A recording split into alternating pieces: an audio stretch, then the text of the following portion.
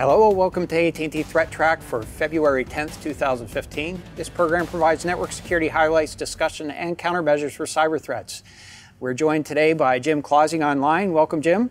Thanks, good to be here. John Hogoboom. Back again. And Stan Nurilov. Welcome back, Stan. Yeah, thank you. Great. Let's get right into it here. And first thing I just wanted to share with you here today is that today is Safer Internet Day. Now, this is actually an organization that's been set up by co-funded activity in the European Union, and it's a website. You can go visit the website, and it has resources for children, parents, and teachers on topics that would be relevant to using the internet in a safe way, just as a personal user, particularly focused toward children, and there are certainly resources associated with parents and just adult users as well. So topics like child abuse, images, cyberbullying, filtering and monitoring of parental controls, mobile phones, online gambling, online gaming and the hazards that might be associated with that, or perhaps some good things associated with it as well, sexting, spamming, phishing, farming, viruses, and malware. So lots of good topics to learn more, and the website's available to go and take advantage of. As I said, it's a co-funded activity in the European Union, but the internet's a global space, and so we should expect that most all of the activities associated or information there would be applicable around the world.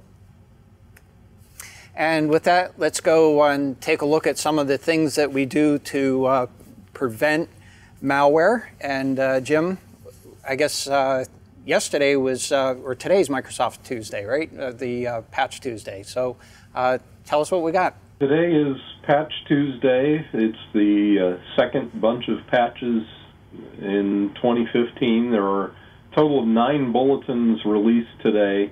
3 of them Microsoft rated as critical. Mm-hmm. A couple of the important ones that I wanted to highlight today. MS15-009 is this month's IE updates. It addresses 41 CVEs, so there's a lot of stuff that they're patching in IE this month, including the critical remote code execution vulnerability and an ASLR bypass. That's the address space layout randomization bypass. So if the bad guys can bypass that, they can target particular things in particular areas of memory. So the ASLR, that's basically an intent to randomize where things are located in memory so that a buffer overflow is much more difficult. Is that correct? Well, yeah, and heap spraying and that kind of stuff is a little more difficult to find your injected code. Right.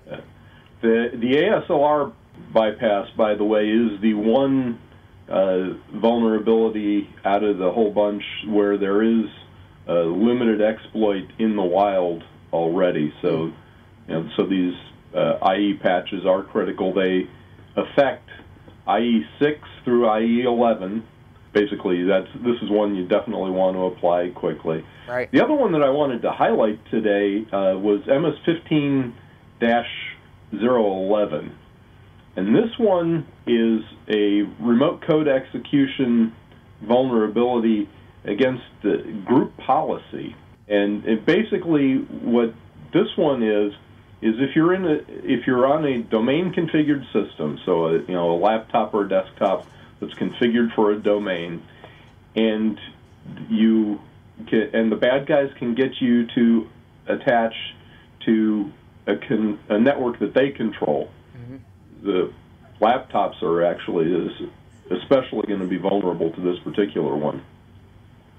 When your laptop then attempts to connect back to the domain controller, if you exploit this vulnerability, if the bad guys have the things set up properly to attempt to exploit this vulnerability, basically they can take over, even without knowing any of the domain credentials or anything. They can get total control of your workstation or your laptop. Wow. So this one is pretty serious.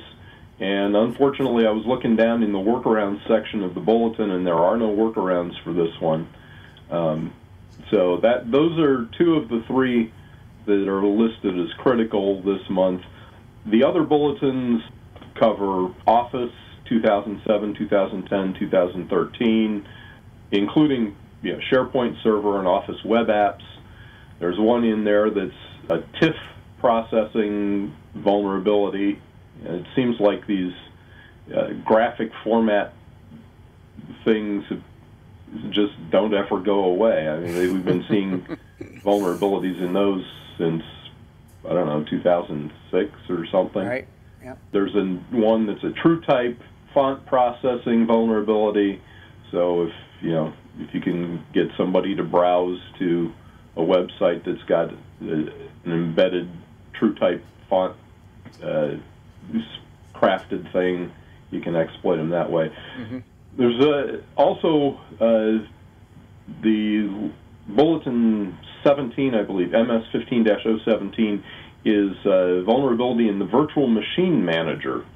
I don't recall that I've seen patches for that in the past, so this was a new one. If you're using Microsoft's Virtual Machine Manager, this is a local privilege escalation. So if you log into a system that's running this Virtual Machine Manager and running embedded virtual machines, there's a way, I don't remember the details of how to exploit it, but you can escalate your privilege to get administrator level access. So. Right. Anyway, another month, another 9 bulletins. Like I said, the biggies to my mind were the group policy one for domain-enabled systems, and the Internet Explorer one because it covers so many vulnerabilities. Like I said, 41 CVEs are covered by the IE patches this month. All right, that's quite a collection. John, you had a question? Oh yeah, I was going to ask you, Jim. Do we know on the group policy one there, is that like a rogue domain controller or something that an attacker would set up, or are they actually exploiting like a bug in some of the operating system software? My read of the bulletin, and I don't have a whole lot of details on it, but my read of the bulletin was that basically in the process of intercepting the attempt, and I'm not sure whether it would take a full-blown rogue domain controller or just intercepting and responding to the queries, as the laptop tries to reach back to the domain controller that it won't find because it's not on that network. Mm-hmm. It wasn't clear to me whether you needed a full-blown rogue domain controller to exploit it or not, but it's in the way that the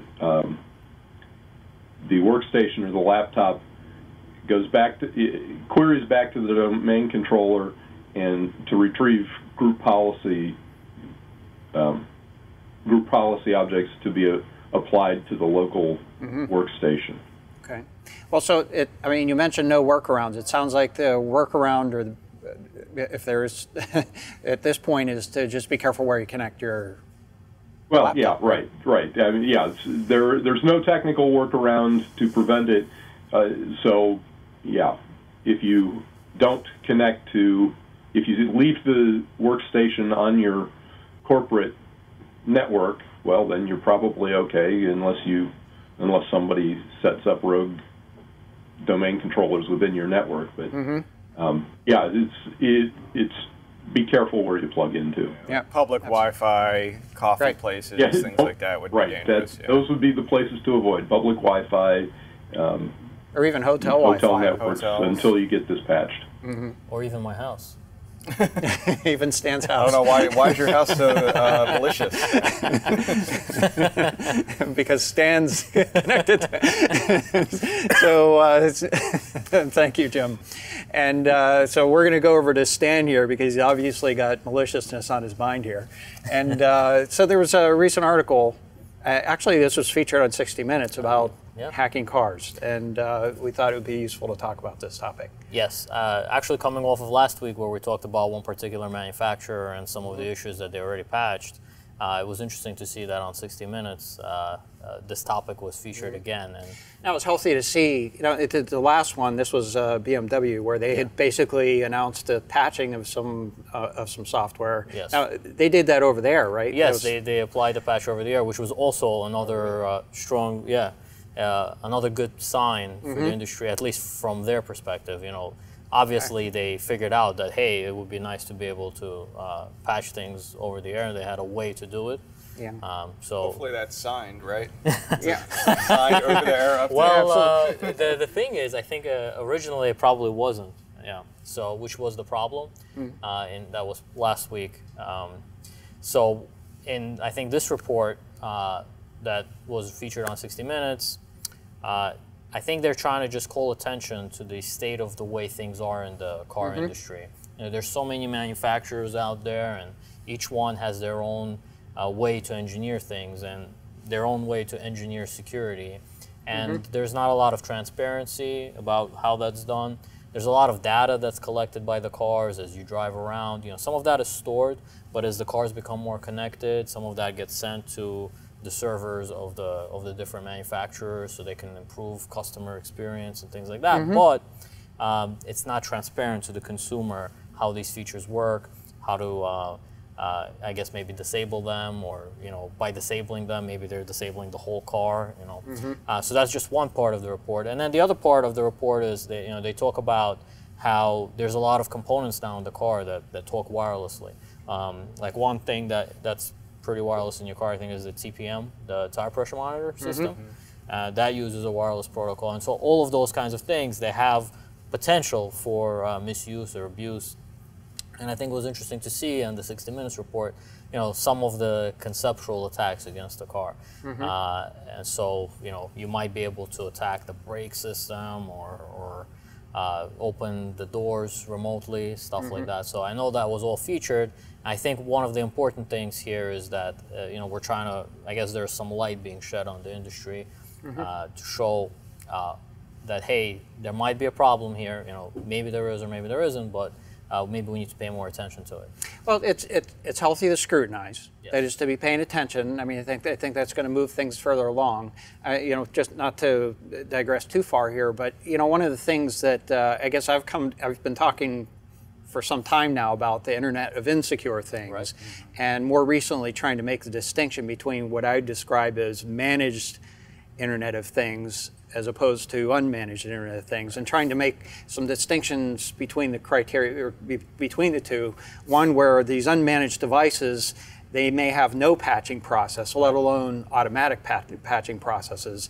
And even if they do have patching processes, a lot of them are firmware updates where you have to, download a file and load it onto another, sort of helper machine and load it in there, and then you reset it, and then you cross your fingers and hope the thing actually comes back and doesn't get bricked. And it's a very inconvenient process, whereas this is a case where we're seeing that the auto industry is getting it, or at least, we can't generalize all the manufacturers to be the same. You said they're all different, doing this potentially different things, but there are at least some that are paying attention to this and considering, that you need to be able to do firmware updates or software updates, and make it transparent to users and have things really being taken care of. And I know, we've been involved in helping the auto industry with the networking aspects of services, and including the security aspects of things, and making sure that for the organizations that we're working with, that they get the good security around that to be able to facilitate doing things in an appropriate way. Not necessarily actually building applications themselves, signing the applications, but certainly from a networking point of view. One of the other things that we wanted to mention as part of this story was the report that Senator Markey released yesterday, I think it was. And one of the things that he highlights in that report is that, while there, we've seen some things that are going well and are getting better, but there's, one of his complaints is lack of uniformity. The various manufacturers, some have over-the-air updates that are signed. Some you have to get, to get updates, you have to go into a shop and have a mechanic actually plug in. So it's inconsistent across the industry, and that was right. One of the things that he highlighted in that report. And it's that inconsistency, I think, that is the biggest concern. Hopefully they're all getting better. Hopefully they're all taking security into account. But well, I think those inconsistencies are things that create that's a value proposition for the organizations that are doing a better job relative to others, and hopefully that comes out as marketing opportunities for different manufacturers. I don't know that consistency is necessarily what we're looking for.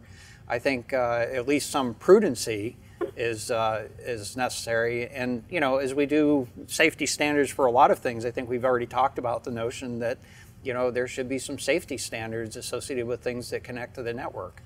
And we talked about United Laboratories as being kind of a model, perhaps as a way to set up some standards so that devices could be certified as being safety certified for connecting to a network. I think that would be perhaps a healthy proposition. So, I mean, it needs to be investigated further to make sure that there are opportunities to do that in a prudent way. But I think that notion makes a lot of sense. And if there's a safety recall in a car, you still have to take it to the manufacturer to get the part replaced. It's not as if they have over-the-air part replacement in cars. I'm being a little, facetious here, but the point is that network safety is kind of fits into a similar category. So I wouldn't necessarily fault a car manufacturer for not having over-the-air software updates. By the same token, it certainly seems like a nice convenience feature for an owner of a vehicle. So a marketing opportunity for the manufacturers. I mean, presumably they do it right. Yeah, that's a fair statement. If my home router or my refrigerator, my smart refrigerator crashes, probably not a big deal, but certainly a car where not only your life but other people on the road, there's potential for actual lives to be lost. Yeah, the notion of safety standards really. Yeah, the notion of safety standards really do. They are real practical in the scenario of automobiles. Right. And so it's all the more reason there should be some, the notion of an underwriter's laboratory seal of approval for an automobile actually kind of makes sense. Yeah, it does. I think they could, it is underwritten by the insurance industry, and I suspect that will probably take hold in that sense. We'll have to see how it comes about. So, very good point. Well, interesting story there. Now, if I can digress for a moment here, Jim, you had taken a look at an article that Steve Bellovin had posted related to encryption. Can you make a couple of comments about that? Right. This was a post that he did end of last week, I think, or maybe over the weekend. And it was entitled "The Uses and Abuses of Cryptography." And one of the biggest point that he makes here is, one of the people always like to say, well, encrypt the data, then it'll be secure. But that's not entirely true, because if you've got databases that are always in use, then the decryption key has got to be someplace. It's got to be, in RAM in the OS or in the database management system itself, because you're having to decrypt it to do your work. So one of the points that he makes in bold here is encryption is most useful when OS protections cannot work. Encryption is not the magic bullet that is going to solve all the problems. You need other OS protections. You need application level protections.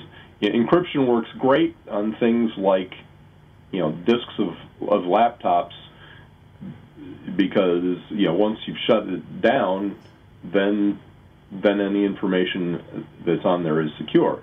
But while the system is operating, if you can get malware on there, the full disk encryption doesn't do you any good. So it's his main point here is encryption is a useful tool. It's not the magic bullet. you can't say encryption is going to solve all your problems. Encryption has its place as one of the tools in your tool belt. Right. Yeah, encryption's, I guess, kind of analogous to running around with a hammer. If you're, trying to drive screws, it's not going to work quite right. And it's a situation where, as you were saying, even if the database is encrypted, if you don't have good access management around that, then the database is either you only have two choices. Either the database is inaccessible at all, or the wrong people are going to potentially have access to it. So you really have to have the right tools and the right circumstances in order to provide good security. Security takes thought. And there are certainly templates of applications that can be built around the notion of including security, access control mechanisms, locking down the platforms, and even physical security around that. But ultimately, it takes thought around what type of application it is and putting a good design in place. Right. If it were easy, we'd be out of a job. Yeah, I suppose that's true. But and we'd be able to take more applications, maybe. Right. Well, there's still mistakes in the implementations as well. That's, I guess, the other aspect that needs to be considered. Hence the need for patches on a regular basis and the fact that 0 days get discovered.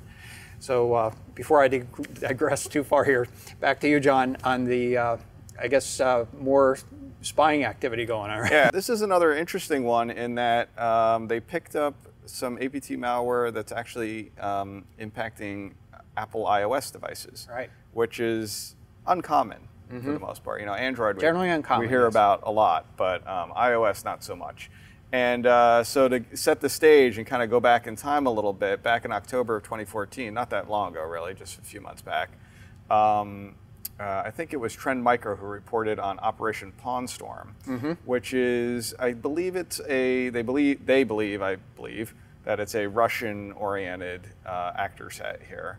And they're targeting military, governments, defense industrial base, media organizations. And what their modus operandi is they'll do spearphish emails, they'll have phishing websites so they might phish you to go to a website that looks like the Outlook web access for your company, which is another one to be wary of if you see that, or you had to land at an Outlook web access page that looks like your company, but it's not. And then they have some malicious iframe stuff with exploit kit things in there.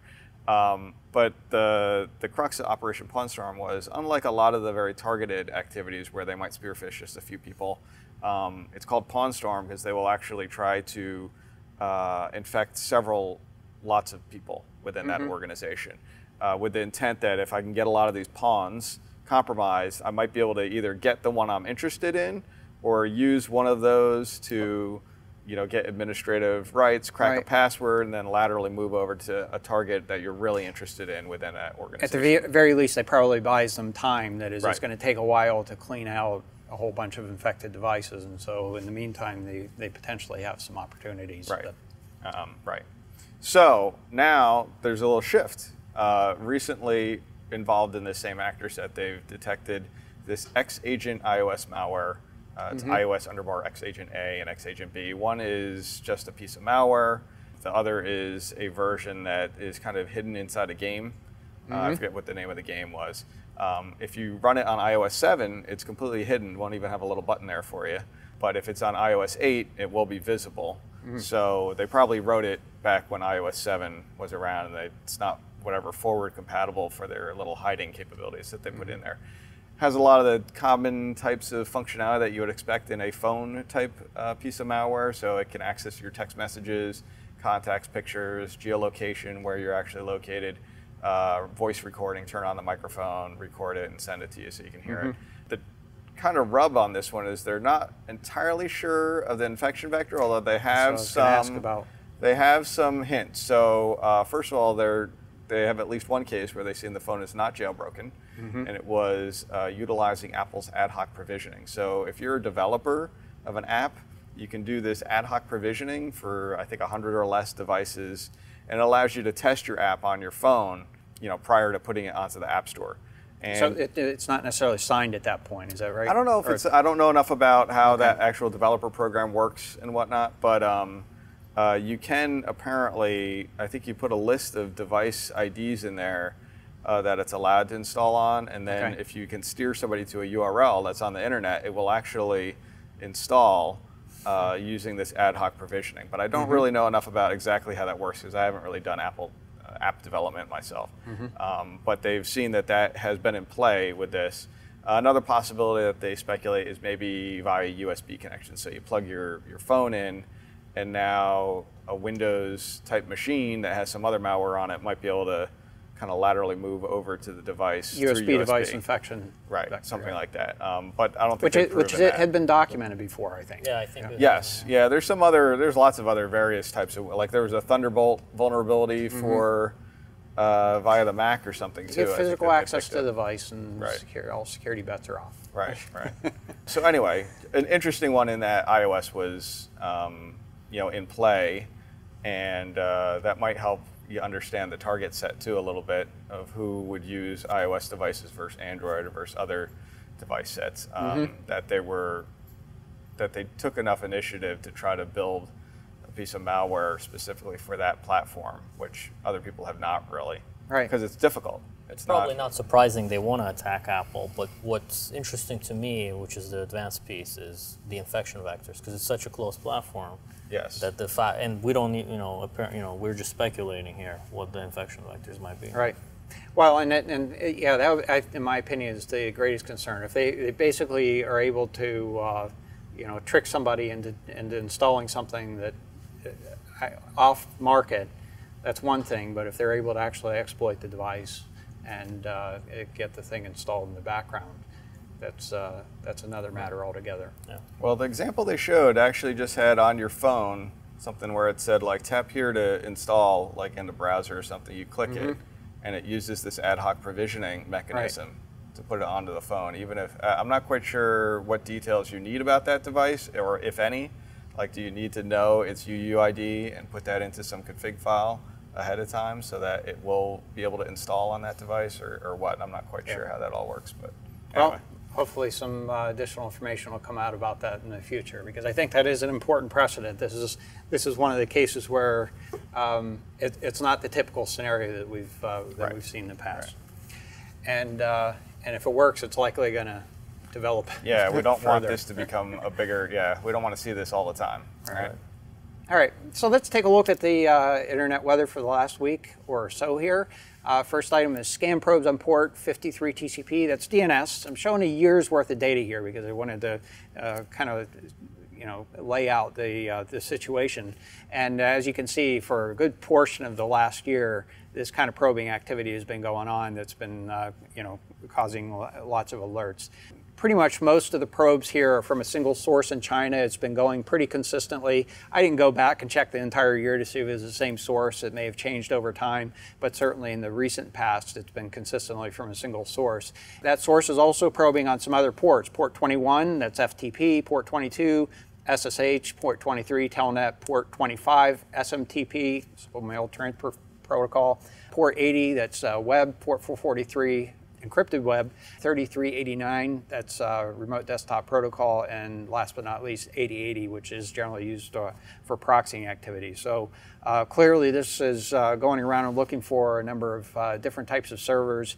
A lot of them suggest perhaps getting data, remote access, or unauthorized access into systems. It's not exactly clear what the motive for DNS, except perhaps to be able to capture zone transfers and get an idea of what the landscape is from a DNS point of view. But in any case, if you witness this type of activity, you might want to block this activity because it does not appear to be up to something good.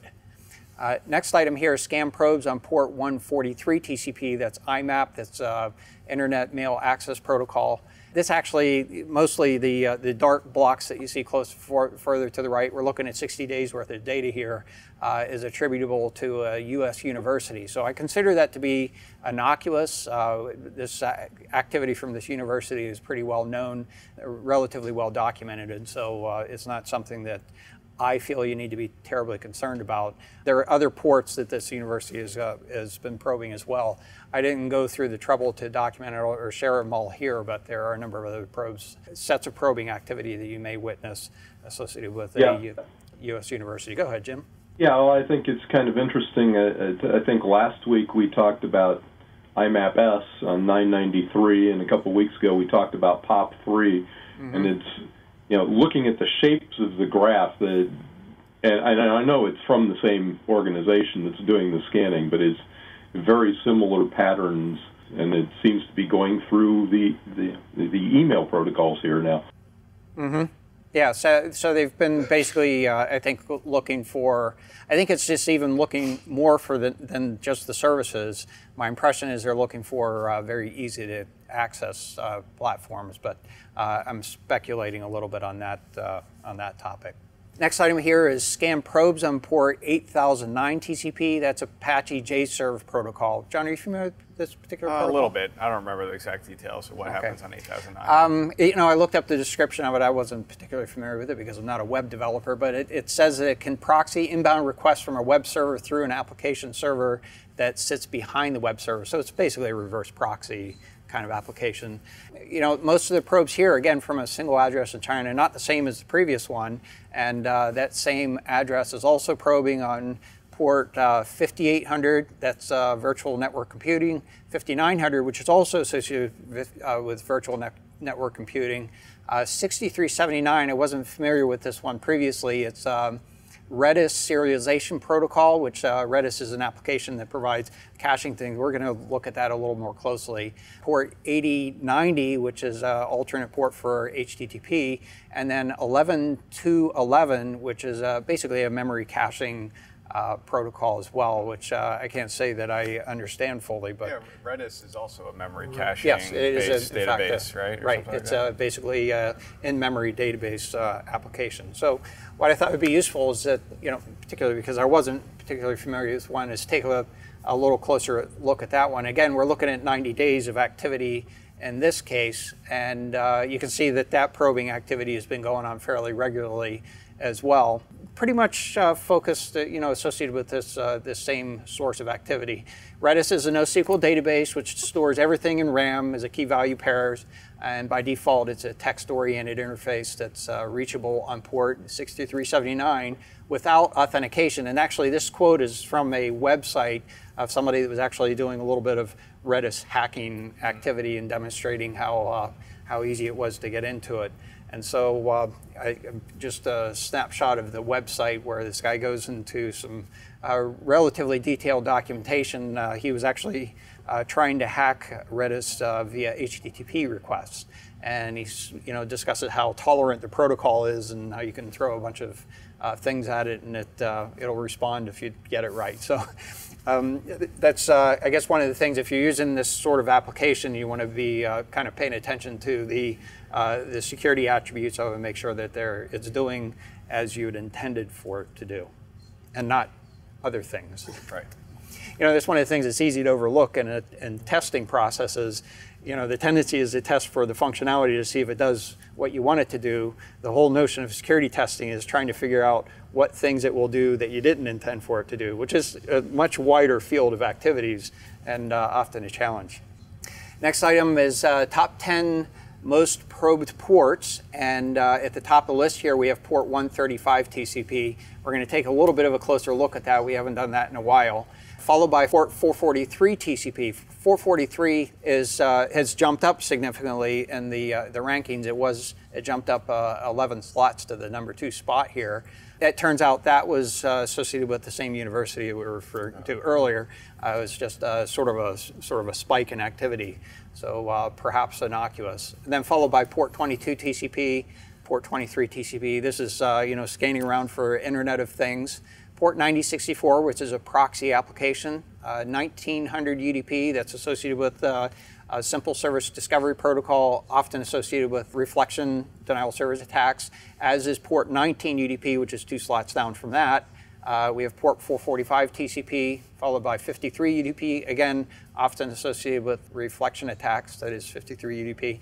And then last but not least, 3389 TCP, that's remote desktop protocol. As I said, looking at the scan probes on port 135 TCP, this is DC endpoint resolution associated with Microsoft applications. We're looking at 180 days of activity here. The probing activity is actually taking place from a US registered provider but with Chinese registered addresses associated with it. So I think it actually physically is located in the United States, but it has some Chinese registration associated with it. I'm not sure exactly why that's the case, but when I dug around a little bit about that provider a little bit further, there are numerous forum postings describing spamming activities, mass spamming activities and nefarious activities such as that. So my guess is this activity is up to no good.